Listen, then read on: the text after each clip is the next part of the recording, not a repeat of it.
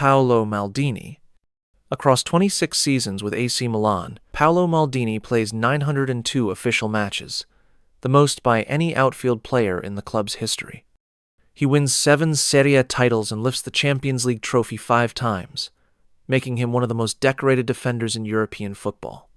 Despite captaining both Milan and Italy with consistency and poise, Maldini never wins the Ballon d'Or, peaking at 3rd place in 1994 behind Hristo Stoichkov and Roberto Baggio. His career overlaps with 3 separate Ballon d'Or winners, Marco van Basten, George Weah, and Kaká, of whom praises him as the ultimate teammate. The omission reflects a long-standing positional bias. Since the award's creation in 1956, only one true defender, Franz Beckenbauer, has won it more than once, and none since Fabio Cannavaro in 2006. Maldini's playing style marked by anticipation rather than tackles, and clean play over aggressive displays often escapes the highlight reels and voting ballots.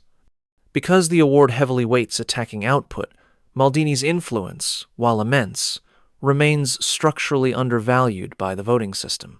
Defensive excellence takes a back seat again. Thierry Henry. In 2003, Thierry Henry reaches a statistical peak unmatched in his career. Across all competitions and international duty, he tallies 42 goals and delivers 26 assists, the highest combined total in Europe that calendar year. For Arsenal, he leads the Premier League in both goals and assists, contributing directly to more than half the club's goals. His form accelerates Arsenal's historic unbeaten run, which begins in May 2003 and stretches into the next season, setting up the club's eventual Invincibles campaign. On the international stage, Henry continues to lead France's scoring charts, adding to his already prolific resume. Despite these numbers, the 2003 Ballon d'Or goes to Pavel Nedvěd.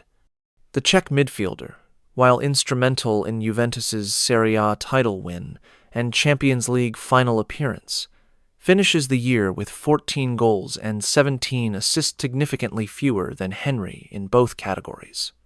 Ballon d'Or voters, traditionally influenced by Champions League impact, weigh Juventus's deeper run more heavily than Arsenal's domestic dominance.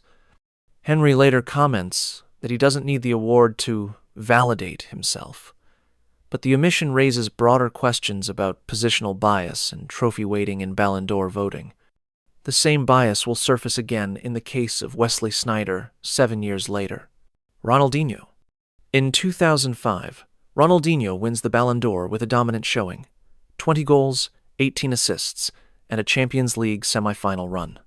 By the following year, he remains at the peak of his powers, scoring 24 goals and guiding Barcelona to a La Liga title and a Champions League final.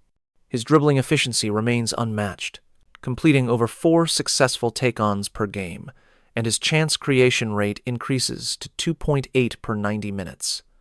Statistically and tactically, he is the focal point of one of Europe's most fluid attacking units. At the time, most analysts expect him to retain the award. But the 2006 World Cup changes the narrative.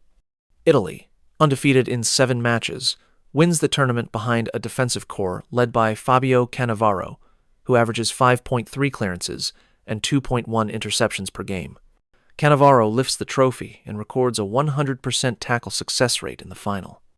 Meanwhile, Zidane's infamous headbutt in that same match overshadows the individual statistics and helps fuel Cannavaro's momentum with voters.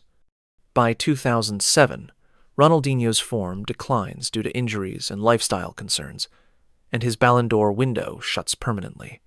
Wesley Sneijder. In 2010, Wesley Sneijder wins the treble with Inter Milan's Serie A and Champions League while playing 41 matches and assisting 15 goals across competitions. He leads the Netherlands to the World Cup final, scoring 5 goals and sharing the tournament's golden boot. Sneijder finishes the year with more total trophies than any other Ballon d'Or contender, and his performances directly eliminate Brazil and Uruguay in the knockout rounds. His 88% pass accuracy and set-piece delivery remain critical across both club and country campaigns. By all available metrics, he shapes more team success than any other midfielder that year. Despite this, Sneijder does not finish in the top 3 for the 2010 Ballon d'Or. Lionel Messi, who scores 58 goals that year for Barcelona but fails to score at the World Cup, takes the award. Andres Iniesta and Xavi, also members of Spain's World Cup winning side, finish second and third. Voters prioritize club stats or team achievements inconsistently, and Sneijder falls through the gap between those two standards. Years later, multiple journalists publicly acknowledge the oversight, noting that the vote's structure split between coaches, captains, and writers lacked cohesion. The same voting inconsistencies will surface again in 2013, this time at the expense of Franck Ribery. In 2013, Franck Ribery delivers his most productive season to date, scoring 23 goals and assisting 22 more across all competitions. He plays a central role in Bayern Munich's treble-winning campaign, helping the club secure the Bundesliga, DFB Pokal, and Champions League titles. Ribery completes over 3.1 key passes per 90 minutes, ranks among the top 5 in chances created, and wins the UEFA Best Player in Europe award. His form peaks during the Champions League knockout stage, where he records decisive assists against Juventus and Barcelona. Statistically and tactically, he meets every criterion associated with Ballon d'Or precedent club success, individual metrics, and international relevance. Despite this, Ribery finishes third in the 2013 Ballon d'Or voting. Cristiano Ronaldo, who scores 69 goals but wins no major trophy that year, takes the award following a late voting deadline extension that includes his 4-goal performance against Sweden in a World Cup qualifier. The shift in voting period alters momentum and narrows the focus to recent form rather than season-long impact.